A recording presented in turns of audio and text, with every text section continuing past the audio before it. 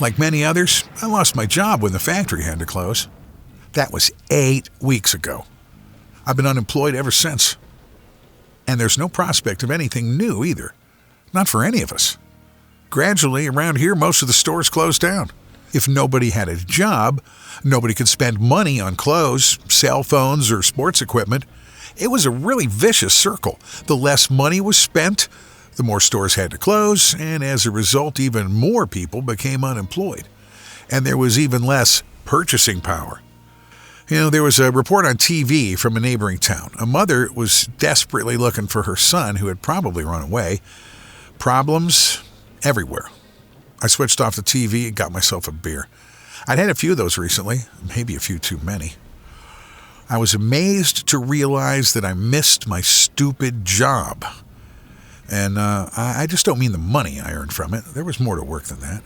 It gave you a fixed daily structure, social contacts and the feeling of being worth something. To contribute something, even if you were, just a warehouse clerk. Now, I was just an unemployed person. This gets me down. I was missing all the things that my work had given me more and more. I stayed up until the middle of the night and got up in the afternoon to do nothing, and then went back to sleep at some point. And as I lived alone, I no longer had any social contacts. My only real activity was getting drunk. I could still do that.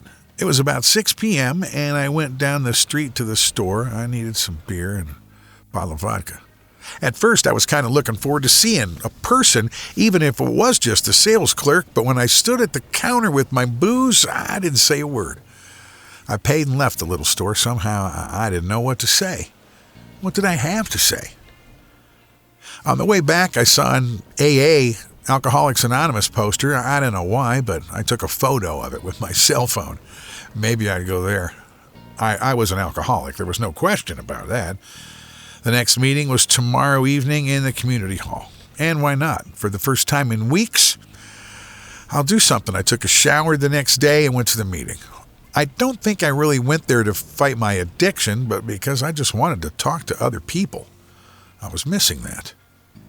When I walked into the room, I saw some familiar faces. There was Jack and Raul, who had both worked with me at the factory. I was sorry that they had the same experience as me. The meeting was fine. I talked a little. That felt good. Although it was nothing special. I would also come to the next meeting. That was in 3 days, and I resolved not to drink during that time. Surprisingly, it worked. I felt completely different when I went to the next meeting. Somehow clearer. Unfortunately, the others didn't feel the same. 2 of them had lost their apartment yesterday, and they simply couldn't pay the rent anymore. Now they were on the street and had to find accommodation in a homeless shelter at night. That really got me down. Maybe I would soon feel the same way. Jeff, the leader of the session, tried to give them hope, but he wasn't doing much better himself. He no longer had a steady job either, and his savings were running out. We were all just depressed today. Well, everyone except the new guy. He looked a bit like a punk with his red hair all popped up, piercings and all that, but he wore expensive clothes, and he was smiling. He seemed to be in a good mood. At least someone was. After the session, I couldn't believe my eyes. While most of us were walking home, he got into a brand new car and drove off. He must be doing really well. Good for him. Tonight, I had a few beers again. It was all too much for me. At the next meeting, I confessed my slip-up and was comforted by Jeff. That was nice, but it didn't do me much good. During the break, I got myself a coffee. The new guy with the car came up to me, and he spoke to me. He hadn't said a word before. He introduced himself as Matt and told me that he had had the same experience as me, no job, no family. But then he made some new friends, and his life improved. He asked me if I would like to come along to one of their meetings. I declined with thanks, but he wasn't going to give in that easily. You don't know what you're missing, he said. They're nice people. We meet to exchange ideas, to work together, and to pray. We are always happy to welcome new members. To pray? I had no idea about religion. No thanks, I'd rather not, I said, and went back to my seat. Now, from there, I saw that he had now started a conversation with the two homeless people. They seemed more interested than I was. This time I stayed sober after the meeting and would stay that way until the next one. That was another step in the right direction, I guess. Now, outside the town hall, I saw that the two homeless people were also now arriving in expensive cars, and they no longer looked homeless either. They were wearing suits and looked very well groomed. Did this have something to do with the friends Matt had told me about? Now I was curious. Jeff wasn't coming today, so one of the veterans took over. Rumor had it that Jeff had done something to himself, but that was only incidental. I wanted to know what the sudden wealth these two problem children had and what it was all about. During the break, I approached Matt and asked if I could attend one of his people's meetings. He was delighted and wrote the address on a piece of paper.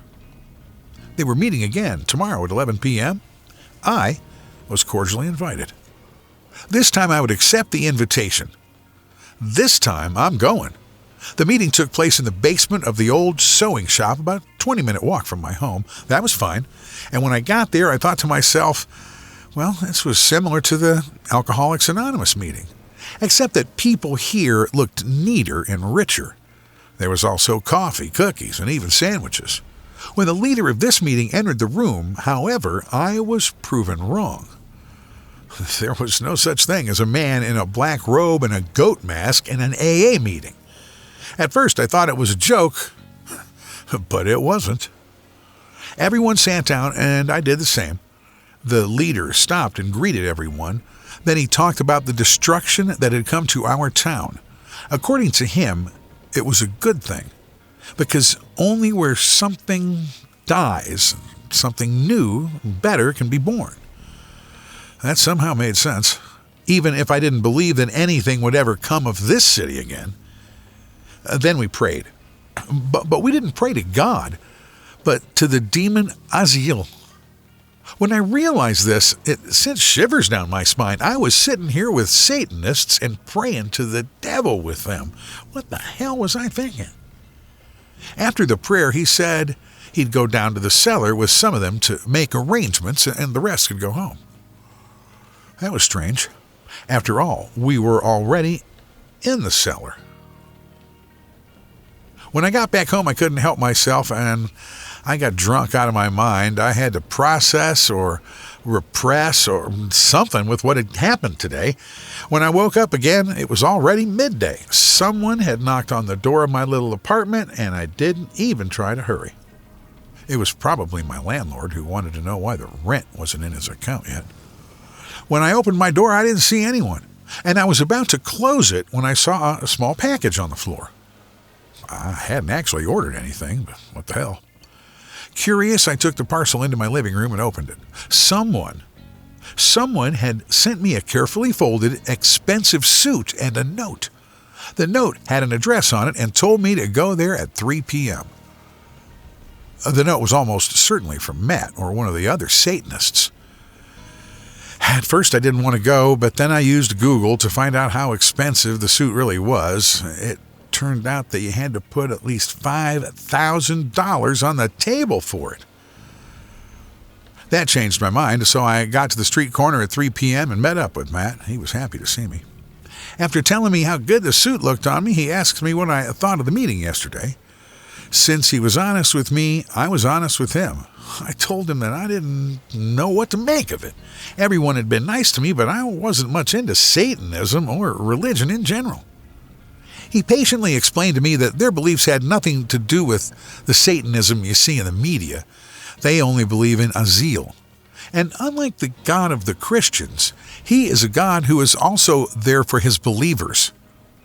They had frequent contact with him over the years and would soon meet him face to face. I found that interesting. Matt didn't strike me as a weirdo so far, but rather as a guy who was pretty down to earth.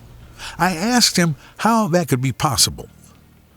Aziel, he said, was imprisoned in hell a very long time ago. His prison was sealed with 66 seals.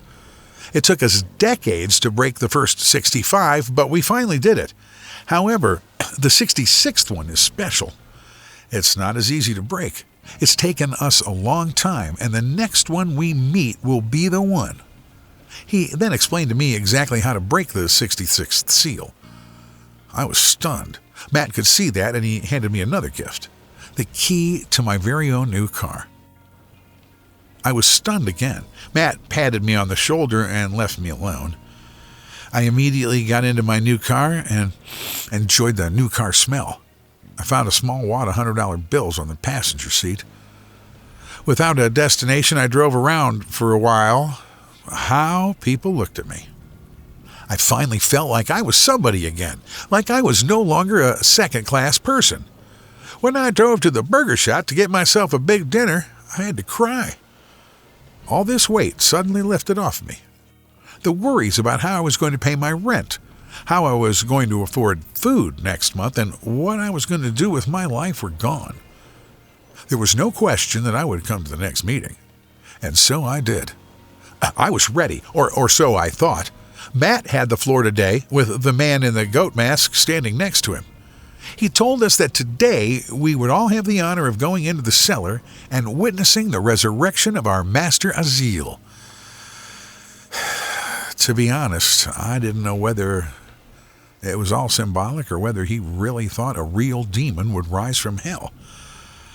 Anyway, I finally found out what they meant by cellar. We all had to stand up and move our chairs aside so that Matt could roll up the carpet underneath them. A large hole appeared in the concrete. About a half a meter below it was a kind of metal hatch. It was large and looked terribly old. Various symbols were carved into the surface. Some of them, like the pentagram, I knew. Others were completely unknown to me. The man in the goat mask opened it and climbed down. We were obviously supposed to follow him.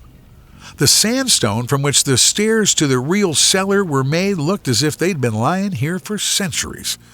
I don't know exactly how many steps we went down, but I estimate it took us 7 to 8 minutes to get there. The large room didn't have much to offer. The walls and floor were bare earth. There was a kind of altar in the middle, which is where Matt went now. Only now did I notice that he had a large knife with him. He hadn't told me about this when he told me about the 66th seal. It was just a signal that they'd been working on for decades. A signal that would immediately trigger suicide in everyone who had ever thought about it. Since this city was completely devastated and every single person here was severely depressed, I knew it would trigger a mass suicide. That should be enough to break the 66th seal. I hadn't believed such a thing was possible, but now I doubted it.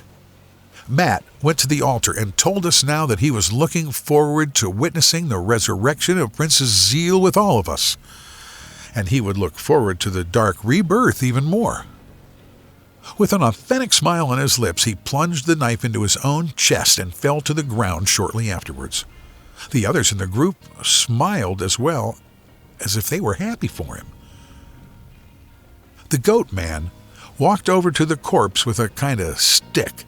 He dipped the stick into the blood that was seeping into the ground in masses and began drawing a circle. Then a circle inside the circle, then many more circles. And somehow the circles began to draw themselves. They were spinning. The whole thing was crazier than I thought. The earth around the circles was now changing color, becoming darker. As a dark, thick fog began to rise from this strange portal, the others began to pray, and their prayers were answered. A gigantic dark claw shot out of the portal and then clung to the ground. It was Aziel. He was real.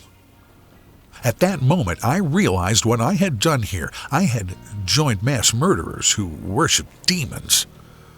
All the money, the clothes, and the expensive car blinded me to the horror that was forming right before my eyes. When a second claw came out of the portal and grabbed Matt's body, I ran back up the stairs. Maybe I could still prevent this signal from being sent. Completely out of breath, I got into my car, which I didn't really like anymore, and drove towards the radio tower. That was the only thing I could think of.